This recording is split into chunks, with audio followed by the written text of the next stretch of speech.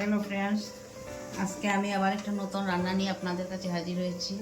আপনারা দেখবেন অতি সহজে আমি মাছের মাথা দিয়ে, বোয়াল মাছের মাথা দিয়ে একটা ঝোল, আলু বেগুন দিয়ে ঝোল রান্না করবো অতি সহজ করে। আমি প্রথমে পাঁচফোড়ন দিয়ে দিলাম,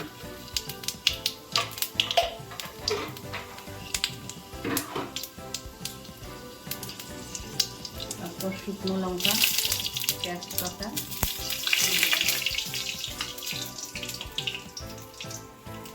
এখন আমি আলু বেগুন ঢেলে দিচ্ছি। আলু বেগুন একটা গেল মারিয়ে,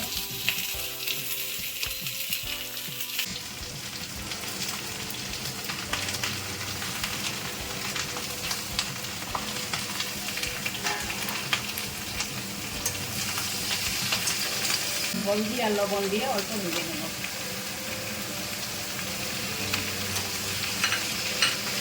এখন মশলা দিয়ে দেবো। মাছের মাথা দিয়ে সুস্বাদু একটা ঝোল রান্না করব। আপনারা খেয়ে দেখবেন, বানিয়ে দেখবেন, আমার মধ্যে অনেক স্বাদ হয়। আলু বেগুন দিয়ে মাছের মাথা দিয়ে ঝোল। প্রথম আলু বেগুনটা অল্প ভেজে নেব, তারপর মশলা দিয়ে দেবো।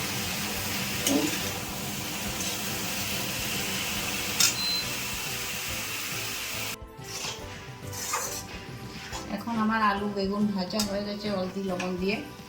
এখন আমি দিয়ে দেব 1 চামচ কাঁচা লঙ্কা বাটা।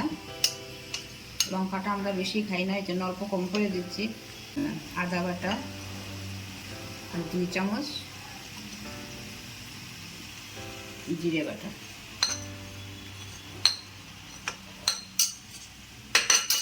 দিয়ে আবার অল্প ভেজে নেব। বেগুন ভাজা হয়ে গেছে, এখন আমি জল ঢেলে দেব।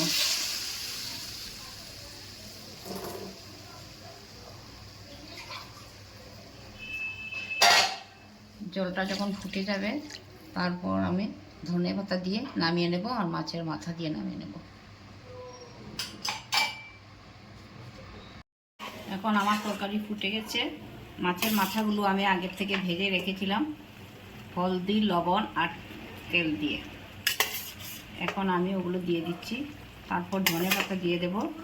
আমার রান্না ফিনিশ হয়ে গেছে, অল্প সময় ফুটিয়ে নামিয়ে নেব।